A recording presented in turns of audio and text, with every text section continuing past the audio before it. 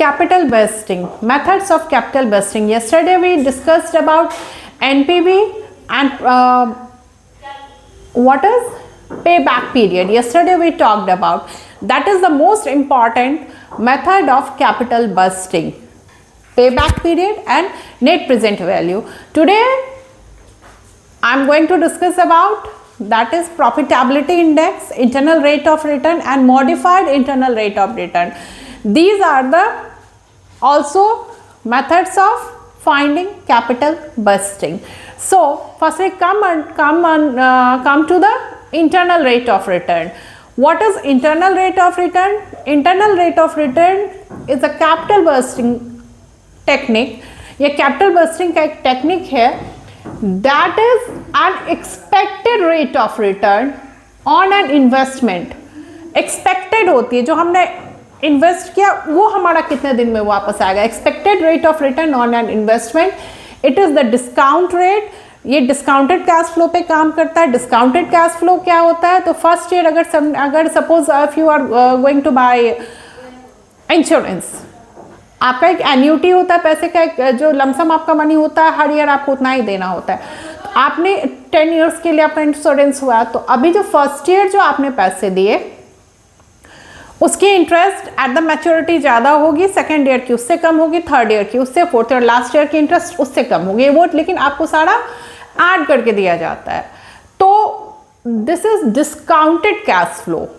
Okay, so it is the discount rate that makes the NPV, net present value of the project, expected cash inflow.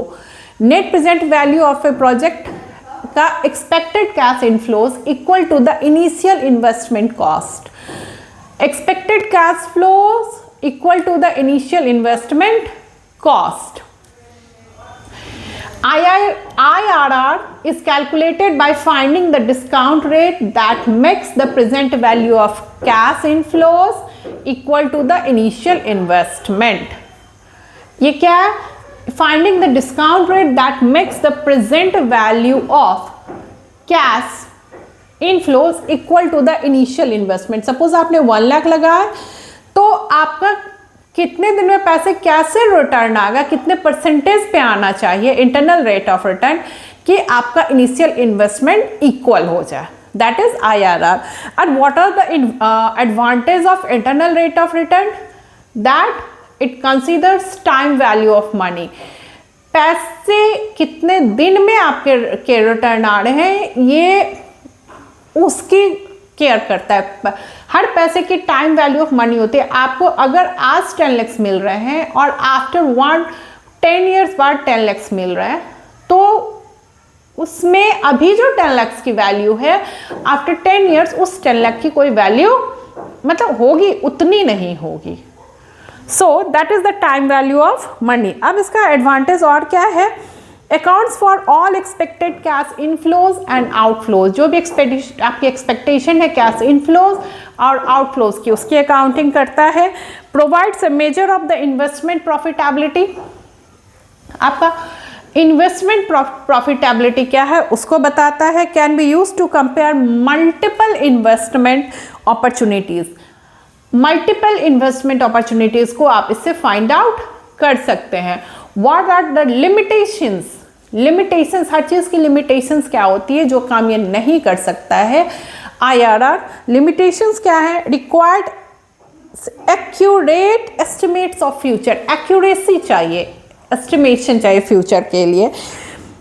Requires cash flows and discount rates may lead to incorrect decision when evaluating mutually exclusive project. ये incorrect हो सकता है जब mutually exclusive projects हैं. आप अगर 2-3 को अगर कंपैरिजन करें तो मे बी ये इनकरेक्ट हो सकता है. May result in multiple internal rate of return values for some projects. अगर दूसरे में आपकी दूसरी आएगी, दूसरे में आपकी दूसरी आएगी, ये डिफर करेगा. आपके सारे प्रोजेक्ट्स की एक ही तरह की नीड नहीं होती है, या एक ही तरह का रिटर्न ऑन इन्वेस्टमेंट नहीं होता है, एक ही तरह के जो इंटरनल रेट ऑफ रिटर्न नहीं होंगे. तो you have to keep these points in your mind. You must know advantage and limitations. Okay, now second one is profitability index. What is profitability index? Profitability, profit तो पहले ही आ गया, जो किसी भी business का मेन कंसर्न होता है। Profit, कोई भी बिजनेस की जाती है प्रॉफिट मैक्सिमाइजेशन के लिए। Why you are doing any investments? For profit maximisation. Okay, so profitability index method technique is used to evaluate investment opportunities. Evaluate, जो आपका इन्वेस्टमेंट अपॉर्चुनिटीज है उसको इवैल्यूएट करता है by calculating the ratios of present value of expected cash inflows by initial investment. Present value of expected cash inflows, ratios, present value of expected cash inflows divided by initial investment. Initial investment जो है expected cash flow है और divided by initial investment. Suppose project cost है 1 lakh, expected to generate 25,000 in annual cash inflow. 1 lakh initial investment है, expectation है 25,000 with 5 years, for 5 years, और 10% rate of return के हिसाब से हम लोग निकालते हैं इसका। तो वो जो भी 10 ईयर्स तक जितने भी पैसे आएंगे 1 लाख के 10%, 5 ईयर्स तक 10% के इससे हम लोग उसको निकालेंगे, डिवाइडेड बाय इनिशियल कॉस्ट कर देंगे, then you will get the percentage. Advantage and limitations of profitability index. इसके एडवांटेज क्या क्या है प्रॉफिटेबिलिटी इंडेक्स के? Considers the time value of money, accounts for all expected cash inflows and outflows, same as IRR, can be used to compare multiple investment opportunities, जो profit आप IRR में नहीं कर सकते थे। एंड लिमिटेशंस क्या है? May lead to incorrect decision when evaluating mutually exclusive projects, same as IRR। जब mutually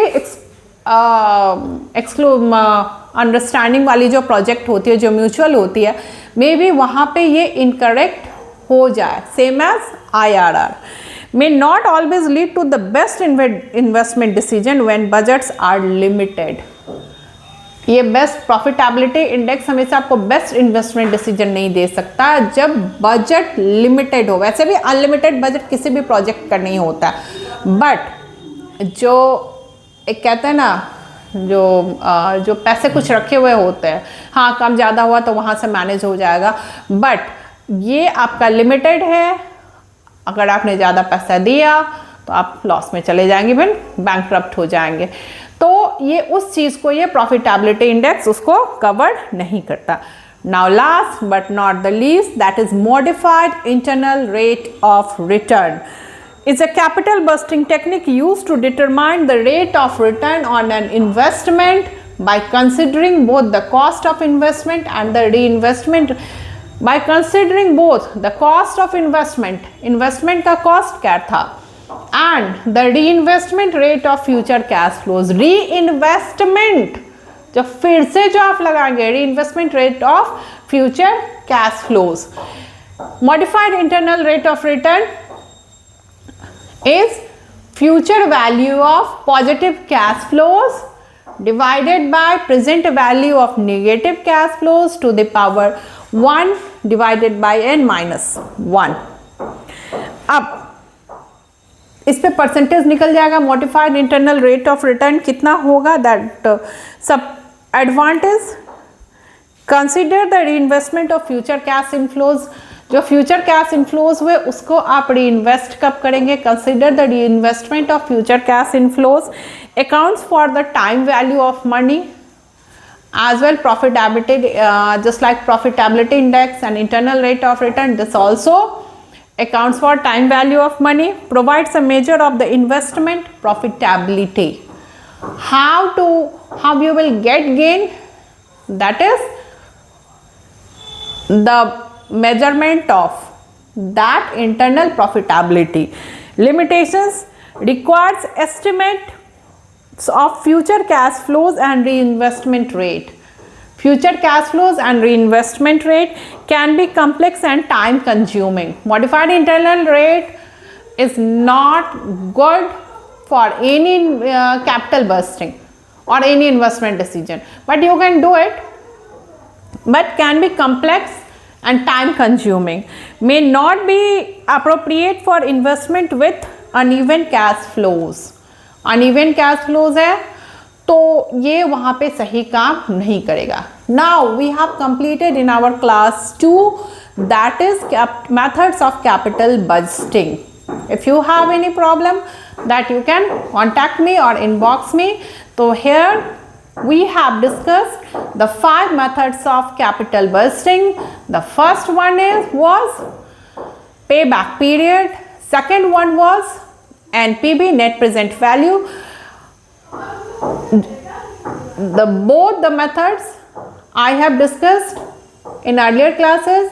Today I have discussed about internal rate of return, profitability index and modified internal rate of return. Thank you. Take care.